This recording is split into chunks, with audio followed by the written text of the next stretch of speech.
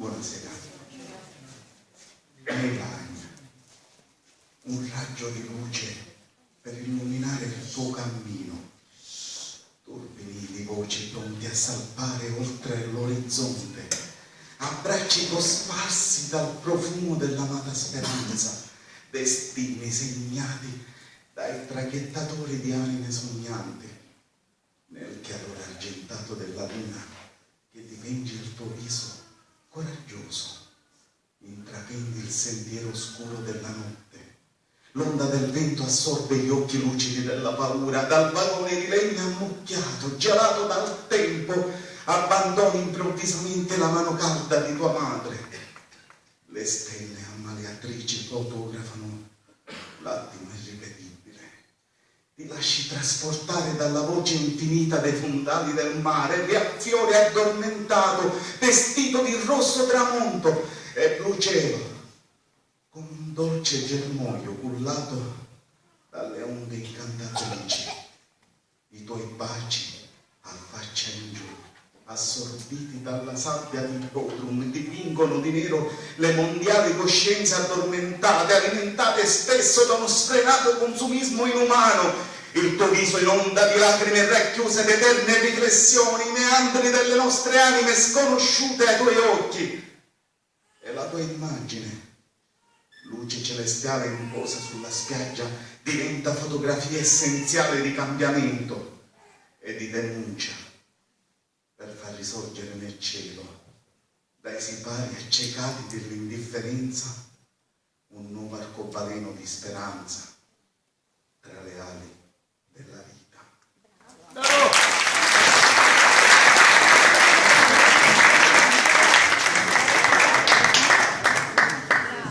In tanti concorsi, quando uno è presente, uno legge la poesia di un poeta, poi pensate, poi non sono io capaci, ma non credo tanti altri, di poter recitare la poesia di Belleci in questo modo come l'ha scritta lui, come l'ha recitata lui, non credo. Ognuno deve recitare la propria poesia. Grazie. L'amara sorte, questa l'ho scritta per un mio amico, mi ho fatto successo.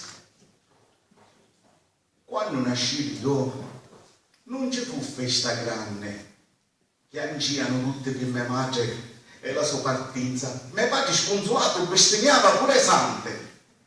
Tu sei la mia croce, diverso. Tu non servi a niente. La colpa è tua, maledetto. Tu non sei innocente.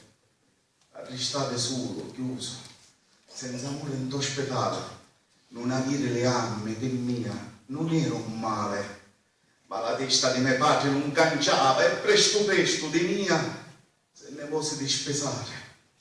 Cresceva solo, con le rote a posto delle armi, l'auge burriano, io addesiato dalle ala, l'auge natavano, io via l'occhio e sonnava.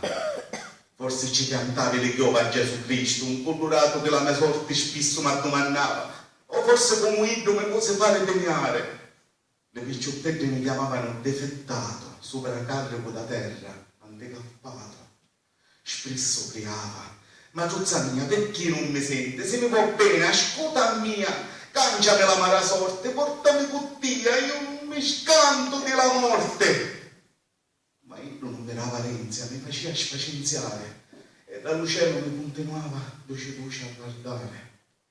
Poi grande, con tanto impegno mi mise a storiare, a diventare professore, padre figli di insegnare. E ste orma, racconto sta poesia che mi fa pure emozionare, contrarrenno ancora a tutti chi che ne vogliono criticare e come mio padre di noi se ne vogliono dispesare. Grazie a Francesco. Francesco viene da Palermo, pensate. L'autore ha già letto le sue due poesie con brillantezza, per cui ci limitiamo a leggere il giudizio.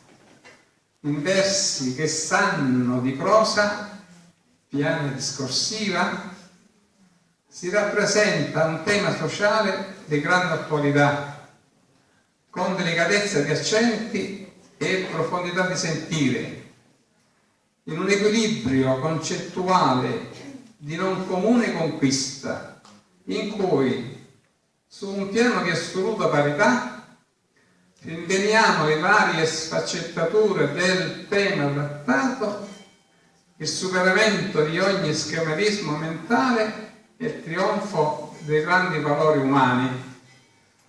E la poesia è costruita con grande intelligenza e lontano da schemi comuni.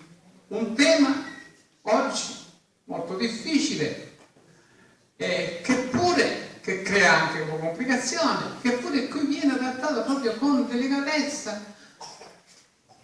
Penso anche alla luce di una fede, che sia religiosa o meno, non mi interessa, c'è una fede, ecco, e c'è la certezza finale che effettivamente anche i grossi problemi si possono superare in nome di una volontà feroce, io dico feroce proprio, perché è così. Grazie. Come ogni puntastoria.